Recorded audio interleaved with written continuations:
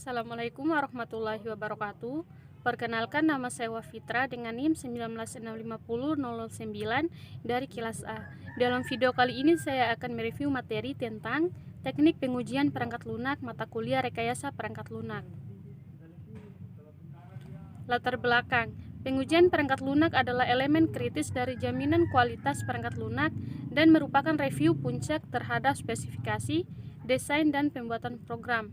Pengujian perangkat lunak menghabiskan upaya 30-40% dari total pekerjaan proyek. Untuk proyek yang membahayakan nyawa manusia, biaya pengujian bisa 3-5 kali proyek biasa. Selanjutnya terminologi. 1. Reliability, yaitu untuk mengukur kesesuaian antara perilaku yang terjadi dengan perilaku yang diinginkan. Yang kedua, failure, yaitu penyimpangan perilaku yang diamati dengan perilaku yang dikehendaki. 3. Error, yaitu keadaan di mana sistem berada pada suatu keadaan. Jika sistem terus melakukan proses, akan dapat mengakibatkan terjadinya failure. Keempat, fault, bug atau defect, penyebab mekanis atau algoritmis dari suatu error atau kesalahan desain atau coding. Software reliability, keandalan perangkat lunak, probabilitas sistem perangkat lunak yang tidak menyebabkan failure pada sistem pada suatu waktu tertentu dengan kondisi tertentu.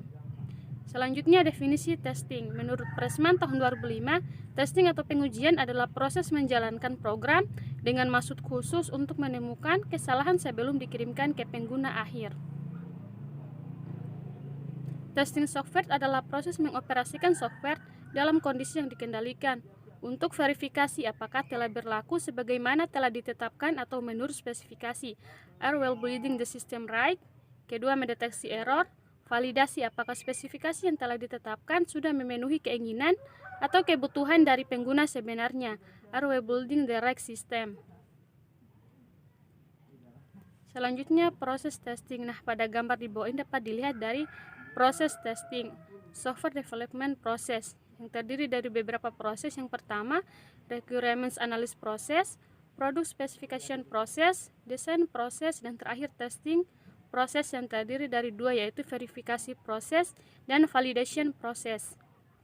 Validasi adalah proses mengevaluasi perangkat lunak atau komponen selama atau pada akhir siklus pengembangan untuk menentukan apakah memenuhi persyaratan yang ditentukan. Sedangkan verifikasi adalah proses mengevaluasi sistem perangkat lunak atau komponen untuk menentukan apakah produk fase pembangunan yang diberikan memenuhi syarat yang dikenakan pada awal fase itu. Selanjutnya, tujuan pengujian perangkat lunak. 1. Menemukan kesalahan atau fault sebanyak mungkin dari perangkat lunak yang diuji. 2. Membuat perangkat lunak yang diuji setelah perbaikan dilakukan menjadi perangkat lunak yang berkualitas. 3.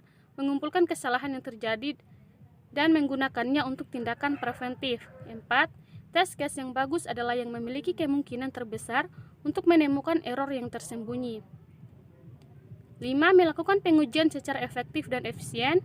6. Pengujian yang sukses adalah yang berhasil menemukan error yang tersembunyi.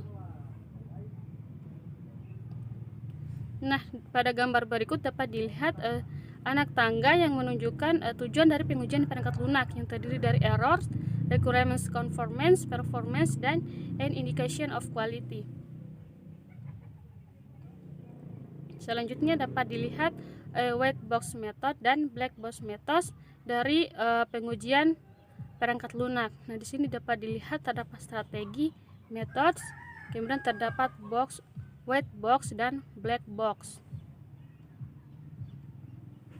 Selanjutnya, pengujian perangkat lunak pelaku. Nah, pada gambar ini terdapat dua, yaitu developer dan independent tester, di mana developer ini memahami sistem tetapi akan menguji dengan lembut dan didorong oleh pengiriman. Sedangkan independent tester yaitu harus belajar dengan sistem tetapi akan mencoba untuk memecahkannya dan didorong oleh kualitas. Selanjutnya, prinsip pengujian. 1. Harus bisa dilacak hingga sampai ke kebutuhan customer. Kedua, harus direncanakan sejak model dibuat. 3. Prinsip Pareto, 80% error uncovered. Selanjutnya, dari lingkup kecil menuju yang besar, tidak bisa semua kemungkinan diuji dan dilakukan oleh pihak ketiga yang independen. Selanjutnya, testability, kemudahan untuk diuji. Karakteristiknya ada beberapa, yaitu operability atau mudah digunakan, observability atau mudah diamati, controllability atau mudah dikendalikan, decomposability atau mudah diuraikan, simplicity lingkup kecil semakin mudah diuji, stability jarang berubah, understandability atau mudah dipahami.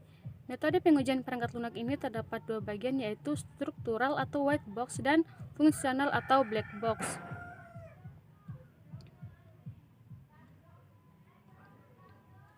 Selanjutnya tingkatan testing. Unit testing yaitu testing penulisan kode-kode program dalam satuan unit terkecil secara individual. Yang kedua, sistem testing. Proses testing pada sistem terintegrasi untuk melakukan verifikasi bahwa sistem telah sesuai spesifikasi. Ketiga, acceptance testing, di mana testing formal yang dilakukan untuk menentukan apakah sistem telah memenuhi kriteria penerimaan dan memberdayakan pelanggan untuk menentukan apakah sistem dapat diterima atau tidak. Selanjutnya, desain kasus pengujian. Black box testing. 1. Memastikan fungsional perangkat lunak berjalan.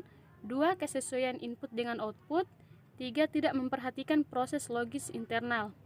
Kedua, white box testing. 1. Pengamatan detail prosedur dan mengamati sampai level percabangan, kondisi, dan perulangan. Selanjutnya, test case.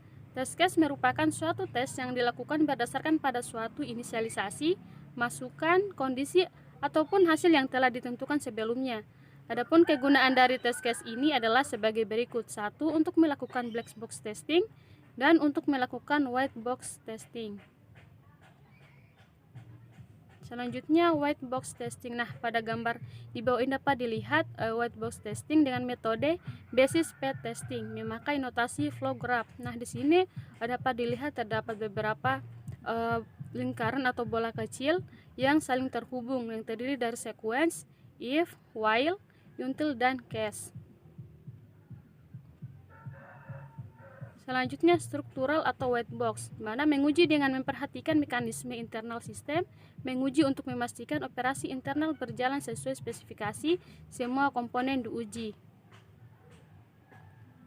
Selanjutnya, kompleksitas siklomatik, yaitu menunjukkan jumlah skenario pengujian yang harus dilakukan untuk menjamin cakupan seluruh program. Nah, di bawah ini terdapat dari flowchart dari kompleksitas siklomatik. Kemudian berikut ini contoh dari white box testing. Dapat dilihat di sini terdapat prosedur average, kemudian di sini terdapat do while, if then else, and if. Nah, di sini juga terdapat tipe data, terdapat total input, total. Nah, ini merupakan contoh dari white box testing yang menggunakan prosedur.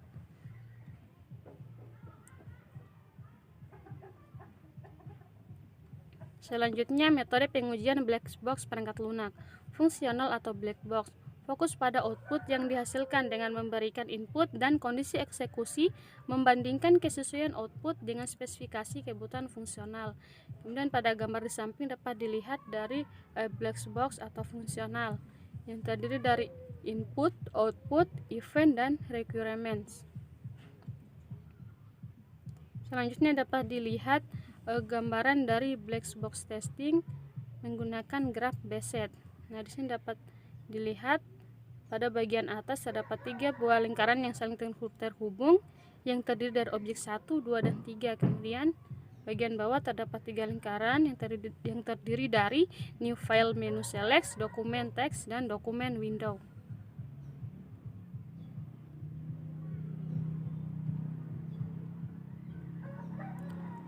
Selanjutnya, black box testing equivalence partitioning. Jika kondisi input menentukan rentang 1 kelas ekuivalensi yang valid dan 2 yang tidak valid didefinisikan. Jika kondisi input memerlukan nilai tertentu, 1 kelas ekuivalensi yang valid dan 2 yang tidak valid didefinisikan. Ketiga, jika kondisi input menentukan anggota himpunan, 1 kelas ekuivalensi yang valid dan 1 yang tidak valid didefinisikan. Dan terakhir, jika kondisi input adalah boolean, 1 kelas yang valid dan 1 kelas yang tidak valid didefinisikan. Contoh input npm dalam siamik, jika dikosongi jika diisi dengan format yang salah, jika diisi dengan NPM yang benar. Selanjutnya, black box testing, analisa nilai batas. 1. Menguji untuk input di sekitar batas, atas maupun bawah, sebuah range nilai yang valid. 2. Menguji nilai maksimal dan minimal. 3. Menerapkan 1 dan 2 untuk output. Dan keempat, menguji batas struktur data yang dipakai, misal ukuran array. Selanjutnya, black box testing perbandingan. Spesifikasi kebutuhan yang sama dimungkinkan menghasilkan aplikasi atau perangkat lunak yang berbeda. Skenario pengujian pada aplikasi yang sedemikian bisa digunakan untuk skenario pengujian aplikasi serupa yang lain. Selanjutnya, aktivitas pengujian perangkat lunak 1. Nah, di sini dapat dilihat terdapat subsistem kode yang terhubung ke unit test. Kemudian terdapat sistem desain dokumen yang terhubung ke integration test, requirements analysis dokumen yang terhubung ke functional test, user manual yang terhubung ke functional test. Kemudian integration test dan functional test di sini saling terhubung yang disebut dengan integrated subsystem. Kemudian functional test ini terhubung dengan functioning system. Selanjutnya, aktivitas pengujian perangkat lunak kedua. Nah, di sini terdapat serangkaian dari aktivitas pengujian perangkat lunak bagian 2 yang terdiri dari functioning system, validasi sistem, dan accepted system, di mana terdapat performance test yang terhubung ke acceptance test, installation test.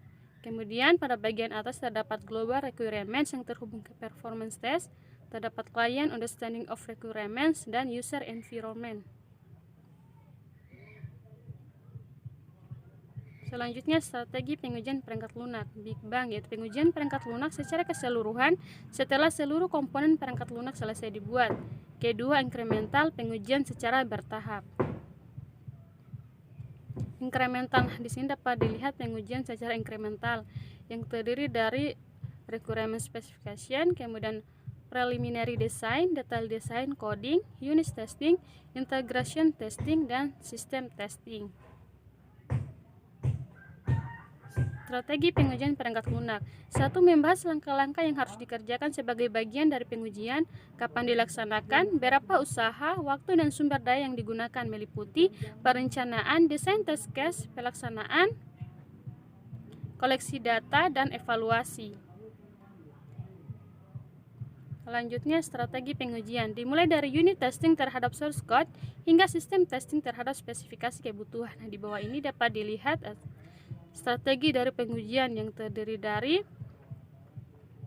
sistem engineering, requirement, design, code, kemudian unit testing, integration testing, validasi testing, dan sistem testing.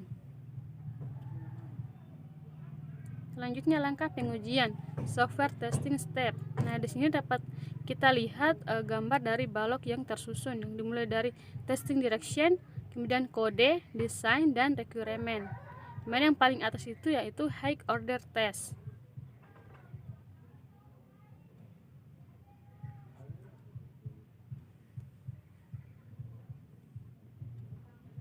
Selanjutnya, unit testing. Nah, di sini dapat dilihat gambaran dari unit test yang terdapat sebuah modul, kemudian test case, dan interface. Selanjutnya, integration testing, top down integration. Nah, di sini gambaran dari top down integration, di mana di sini terdapat bagan yang terdiri dari M1, M2, M3, M4, kemudian M2 turun ke bawah, M5, M6, kemudian M5 terhubung ke M8, M1 terhubung ke M3 dan M7, M1 terhubung ke M2 dan M4. Selanjutnya, berikut gambaran dari integration testing, bottom up integration. Nah, pada bottom up integration ini terdapat 3 bagian, yaitu cluster 1, cluster 2, dan cluster 3. Selanjutnya, integration testing. 1. Regression testing, yaitu dilakukan pengujian setiap kali ada modul baru yang diintegrasikan atau ada modul yang berubah. Yang kedua, smoke testing, yaitu tes daily untuk proyek jenis kritis waktu. Selanjutnya, validation testing disebut sukses jika fungsi perangkat lunak dapat diterima oleh customer atau berdasarkan dokumen SKPL. Alpha test yaitu dilakukan di tempat developer oleh customer pada lingkungan yang terkendali. Ketiga, beta test yaitu dilakukan di tempat customer tanpa melibatkan developer pada lingkungan yang tak terkendali. Selanjutnya, sistem testing. Menguji sistem berbasis komputer secara menyeluruh termasuk juga hubungannya dengan sistem yang lain. Di antaranya recovery testing jika sistem failure. Kedua, security testing jika terjadi serangan. Tiga, stress testing terhadap jumlah, frekuensi, dan volume pekerjaan. Keempat, performance testing untuk mengukur pemakaian sumber daya. Selanjutnya, debugging. Memperbaiki error yang ditemukan pada saat testing atau yang sukses. Kaidah dasar sebelum debug: 1. Apakah penyebab bug dihasilkan kembali oleh bagian program yang lain? Kedua, apakah bug selanjutnya yang mungkin muncul jika bug diperbaiki? 3. Apa yang bisa dilakukan untuk mencegah bug terjadi untuk pertama kalinya? Nah, demikianlah penjelasan dari saya mengenai teknik pengujian perangkat lunak. Lebih dan kurangnya mohon dimaafkan. Saya akhiri dengan ucapan wassalamualaikum warahmatullahi wabarakatuh.